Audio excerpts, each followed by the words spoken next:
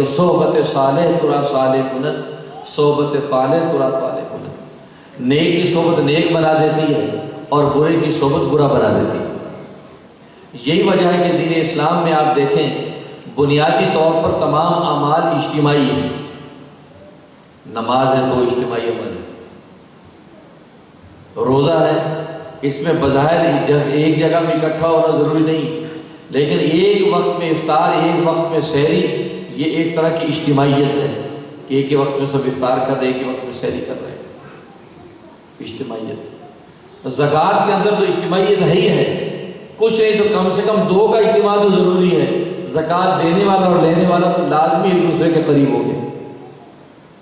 غریب کو دیکھ کر امیر شکر کرے گا، یا اللہ تیری عنایت ہے کہ تو نے مجھے کتنے اچھے حال میں رکھا ہے، یہ غریب دیکھو کس حالت میں۔ وہ غریب اس کی زکوٰۃ وصول کر کے اس کے لیے دعا کرے گا، اپنا حال سنوارے گا۔ تو دیکھو تھوڑی سی صحبت اور قربت کی وجہ سے دونوں اللہ تبارک و تعالیٰ کے رحمت کی طرف متوجہ ہو گئے کہ غریب سوچے گا یا اللہ تیرا شکر ہے کہ تو نے اس کے ہاتھ سے میری روٹی کا انتظام کر دیا، وہ بھی خدا کو یاد کرے۔ دینے والا اس کو دیکھ کر اللہ کی طرف متوجہ ہو گیا، یا اللہ تیرا شکر ہے کہ تو نے مجھے کتنے اچھے حال میں رکھا، یہ غریب کی تو بری حالت ہے۔ تو زکوٰۃ کی بنیادی صحبت پر ہے کہ وہاں کم سے کم دو کا اجتماع تو ہے ہی۔ حج کا عمل دیکھ لیجیے، حج میں تو لاکھوں کا اجتماع ہے۔ تو اجتماعی اعمال دین شریعت کی بنیاد اس لیے قرار دی کہ یہاں ایک دوسرے کی صحبت، ایک دوسرے کی قربت نصیب ہوتی ہے۔ جب ایک دوسرے کی قربت ہوتی ہے، اور حدیث میں آتا ہے کہ المؤمن مرآۃ المؤمن، مومن مومن کا آئینہ ہوتا ہے، ہر مومن دوسرے مومن کا آئینہ ہے۔ جیسے آئینے میں انسان اپنے آپ کو دیکھ کر اپنے جو نوک پلک سنوارتا ہے، اپنے چہرے کے داغ صاف کرتا ہے کہ آئینے میں جو نظر آتے ہیں، تو مومنین جب ایک دوسرے کو دیکھتے ہیں تو اندر ہی اندر اپنی صفات کی اصلاح کرتے ہیں۔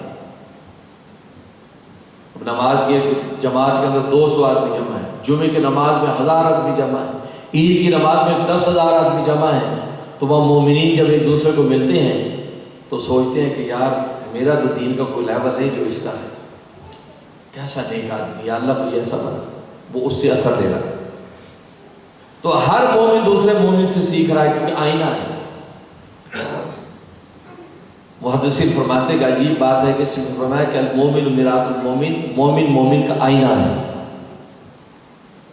ظاہر ہے کہ آپ جب آئینہ دیکھتے ہیں تو آپ کا چہرہ نظر آتا ہے، چہرے پہ کوئی داغ دھبا آپ اس کو صاف کر لیتے ہیں، اپنی نوک پلک صحیح درست کرتے ہیں، آئینہ آپ کو بتا رہا ہے۔ تو فرمایا کہ دیکھو اس میں عجیب حکمت ہے، نبی پاک صلی اللہ علیہ وسلم نے آئینہ فرمایا۔ جب انسان اپنے چہرے کی عیب دیکھتا ہے تو اس کو سنوار لیتا ہے، لیکن آئینہ وہ عیب صرف آپ کو بتاتا ہے، کسی دوسرے کو نہیں بتاتا۔ اگر وہ آئینہ آپ کے چہرے سے ہٹا دیا جائے تو وہ آپ کا چہرہ نہیں دکھاتا۔ یہ نہیں کہ کسی کوئی دوسرا دیکھے تو آپ کا چہرہ اس کے اندر موجود ہو، وہ اب اس کا چہرہ نظر آئے گا۔ کسی تیسروں کو دیں گے اس کے تیسرے کا چہرہ نظر آئے گا۔ آئینہ جب تک سامنے اس نے آپ کو آپ کا داغ بتا دیا اور ایک طرف ہو گیا، کسی دوسرے کو خبر نہیں ہونے دی کہ آپ کے چہرے پہ کیا داغ تھا۔ اور بس مومن کی یہ شان ہونی چاہیے کہ مومن مومن کا آئینہ ہے۔ اگر کوئی مومن کسی مومن میں عیب دیکھے تو چپکے سے اس کو انفارم کر دے کہ یار دیکھو یہ ذرا خرابی آپ درست ہے، یہ نہیں کہ ساری دنیا کو گالا کرے۔ اس میں یہ نصیحت فرما دی کہ اگر کسی مسلمان بھائی کا عیب آپ کے سامنے آ گیا تو اور اس کو خبر نہیں تو اس کو چپکے سے بتا دیں تاکہ وہ اپنے عیب کو درست کر لے، اپنی خطا سے باز آ جائے۔ یہ نہیں کہ آپ ساری دنیا کو گاتے پھریں اس کے عیب کو۔ کیوں؟ اس لیے آئینے کی مثال دی ہے کہ کسی کے عیب کو اچھالنے کی آپ کو اجازت نہیں ہے۔ جیسے آئینہ صرف آئینہ دیکھنے والے کو اس کا عیب بتا دیتا چپکے سے، کسی دوسرے کو اس کی خبر نہیں ہونے دیتا، بالکل اسی طریقے سے مومن کی شان بھی ہے کہ وہ دوسرے کے عیبوں پہ پردہ ڈالتا، اس کی عیب کی اطلاع سے اس کی حد تک کرتا، اس لیے آئینہ فرمایا۔ تو یہاں پر بھی اجتماعی اعمال کے اندر مومنین جب اکٹھے ہوتے ہیں تو ایک دوسرے کا آئینہ بنتے ہیں، تو سب ایک دوسرے سے سیکھتے ہیں، ایک دوسرے کا انوارات سے نفع ہوتا ہے۔ ظاہر ہے کہ کسی کا اللہ سے کیسا تعلق ہے، کسی کوئی مقام ناز میں ہے، کوئی مقام نیاز میں ہے، کوئی ولایت و معرفت کے کسی مرتبے پر ہے، کوئی جو ہے وہ معرفت کسی مقام پر ہے، سب جمع ہوتے ہیں تو ایک دوسرے کے انوارات ایک دوسرے کی طرف منعکس ہوتے ہیں۔ اس انعکاسی انوار کی وجہ سے انسان کو فیض ملتا ہے۔ یہ وجہ کہ آپ خود اس کا تجربہ کر لیں کہ آپ اکیلے ایک آپ نے نماز پڑھ لی، ایک ہے کہ جماعت کے ساتھ اجتماعی نماز آپ نے پڑھی، آپ کے اندر کی کیفیت میں فرق ہوتا ہے۔ آپ نے اکیلے نماز پڑھ لی ٹھیک، لیکن ایک اجتماعی نماز آپ نے جماعت کے ساتھ ادا کی ہے، آپ کی اپنی روحانی کیفیت میں بھی فرق محسوس ہوگا۔ آپ کو جو ایک عجیب قسم کی سرور لذت محسوس ہوگی جو اجتماعی اعمال میں ہے، اس لیے کہ اجتماعی جماعت کے اندر پتہ نہیں کیسے کیسے اللہ والے موجود ہیں، کیسے کیسے لوگ ہیں جن کا اللہ سے کیسا تعلق ہے، ان کے انوارات سے آپ کو فائدہ پہنچ رہا ہے، فیض پہنچ رہا ہے۔ اب آپ کہیں جی ہمیں تو بظاہر نظر نہیں آتا کیسے فائدہ پہنچ رہا ہے، اس لیے نبی پاک صلی اللہ علیہ وسلم نے عجیب مثال فرمائی کہ نیک اور اچھی صحبت کی مثال عطار کی دکان ہے، عطر فروش کی دکان ہے۔ اگر عطر فروش کی دکان پہ آپ جائیں، بھلے آپ اس سے خوشبو نہ خریدیں، بدن پہ خوشبو نہ لگائیں، لیکن آپ وہاں بیٹھے ہیں تو آپ کی رگ و پے کی طرف خوشبو سرایت کر رہی ہے۔ لہذا آپ وہاں سے جب نکلیں تو کوئی شخص آپ کو ملے تو آپ خوشبو میں معطر ہوں گے، کیونکہ وہ خوشبو آپ کے کپڑوں میں بدن میں سرایت ہو رہی ہے۔ حالانکہ آپ نے خوشبو لگائی نہیں، لیکن خوشبو کی دکان سے نکلیں تو آپ بھی خوشبو ہو کے نکل رہے ہیں۔ تو فرمایا بالکل اسی طریقے سے جیسے وہاں خوشبو لگائے بغیر آپ خوشبو کا مزہ لوٹ رہے ہیں اور خوشبو آپ کے رگ و پے میں سرایت کر رہی ہے اس کے اثرات، اور آپ بالکل جب وہ معطر ہو رہے ہیں، محظوظ ہو رہے ہیں، بالکل اسی طریقے سے اجتماعی اعمال میں کسی اللہ والے کے پاس بیٹھے ہیں، نیک لوگوں میں جب بیٹھے ہیں، اجتماعی بیٹھے ہیں، تو ایک دوسرے کی روحانی خوشبو ایک دوسرے میں منتقل ہو رہی ہے، اس کو پہنچ رہی ہے۔ بھلے وہ بظاہر اس کو محسوس نہیں ہوتی، کیونکہ اللہ نے اس کو معنویت کے پردے میں چھپایا ہوا ہے۔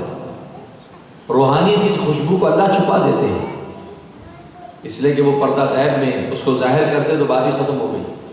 یہ تو آزمائش ہے، یہ تو ٹرائل ہے، تو معنویت کے پردے میں چھپی ہوئی لیکن خوشبو محسوس ہو رہی ہے، وہ سرایت کر رہی ہے انسان کے بدن میں، بھلے انسان کو علم نہیں ہے۔ جیسے انسان خوراک کھاتا ہے، انسان کو خوراک کی غذا کے اجزاء کا علم نہیں ہے، اس میں کیا کیا اجزاء ہیں، کس جز کے کیا فوائد ہیں، لیکن بدن کے اندر جا کر وہ سب آپ کو توانائی دے رہے ہیں۔ کون کون سے وائٹامنز اس کے اندر ہیں، کیا کیا کیلوریز ہیں، کتنی کیلوریز ہیں، کچھ پتہ نہیں ہے، لیکن آپ کھانا کھا رہے ہیں، آپ کو اس کی قوت مل رہی ہے، اس کھانے کی ڈیٹیل آپ کو کچھ پتہ نہیں، ٹماٹر کے کیا فائدے ہیں، آلو کے کیا فائدے ہیں، گوشت کے کیا فائدے ہیں، مرچ مسالے کے کیا فائدے ہیں، اس کے اجزاء کی تفصیل کچھ پتہ نہیں ہے، لیکن آپ کھا رہے ہیں، آپ کے بدن کا جز بن رہا ہے۔ بالکل اسی طریقے سے روحانی انوارات انسان کو ملتے رہتے ہیں تو بدن کا جز روحانیت کا جز بنتا رہتا ہے، انسان روحانی طور پر ترقی کرنے لگتا ہے، کثافت دور ہوتی ہے۔ پہلے کثافت دور ہوتی ہے، جو گندگی کثافت دور ہوئی، اب اس کے بعد لطافت بڑھتی ہے، انسان کی لطافت اور روحانیت بڑھتی ہے۔ جیسے ہم خوشبو لگاتے ہیں کپڑے پہ تو پہلے کپڑا دھلا ہوا ہو، نئے کپڑے دھو کے استری کر کے اب اس پہ خوشبو لگاتے ہیں۔ میلے گندے کپڑوں کو خوشبو نہیں لگاتے، میلے کپڑوں کو تو اتار کے دھوتے ہیں۔ تو جیسے پہلے کپڑے پر خوشبو لگانے کی تو دھو کے صاف کرتے، اب خوشبو لگاتے ہیں تو خوشبو اپنا اثر دکھائے گی۔ اگر میلے گندے کپڑے پر خوشبو لگا لی تو آپ کو کیا اثر دکھائے گی؟ وہ تو بدبو کے ساتھ مل کر ایک نئی چیز بن جائے گی۔ بالکل اسی طریقے سے جب انسان نیکوں کی صحبت میں بیٹھتا ہے تو روحانی طور پر اس کے اثرات اندر آنے لگتے ہیں۔ تو آہستہ آہستہ کثافت پہلے دور ہوتی ہے، روحانیت کا میل دور ہو رہا ہے۔ اگر اس وقت آپ کو ایسی کوئی محسوس نہ ہو روحانیت کی مہک، کوئی بات نہیں، ابھی کثافت دور ہو رہی ہے۔ جب روحانیت کی کثافت دور ہوگی، بالکل شفاف ہوگی روحانیت، اب جب روحانیت آئے گی اب اس کی مہک جو ہے اس کے اوپر لگے گی، اب روحانیت کی خوشبو انسان محسوس کرے گا۔ واقعی انسان کے اندر جو روحانی ترقی، خیالات کے اندر جو ایک خاص چیز پیدا ہوگی، ذوق سلیم پیدا ہونا شروع ہو جائے گا اس میں، تو سمجھے گا کہ واقعی آپ صحبت کے اثرات ہیں۔ اور بری صحبت کی مثال نبی پاک صلی اللہ علیہ وسلم نے فرمائی کہ لوہار کی بھٹی ہے، کہ لوہار کی بھٹی کے پاس اگر آپ جا کے بیٹھیں تو اگر آپ کو چنگاری نہ بھی لگی ہو، کپڑے جلائے نہ بھی چنگاری، تو گرمی اور حرارت تو کہیں گئی، گرمی اس کی آگ کی گرمی، دھواں کی سیاہی، وہ تو کہیں گئی نہیں، وہ تو آپ کو محسوس ہوگا۔ تو بالکل اسی طریقے سے بری صحبت میں جانے کے بعد اگر آپ ان کے نہ بھی اثرات لیں، ان کی صفات اور عادات نہ بھی لیں، تو اس اثرات ضرور انسان میں آ جاتے ہیں۔ اس سے فرات بری صحبت سے اتنا بچو کہ اس کے اثرات بھی انسان کے بدن میں نہ آئے۔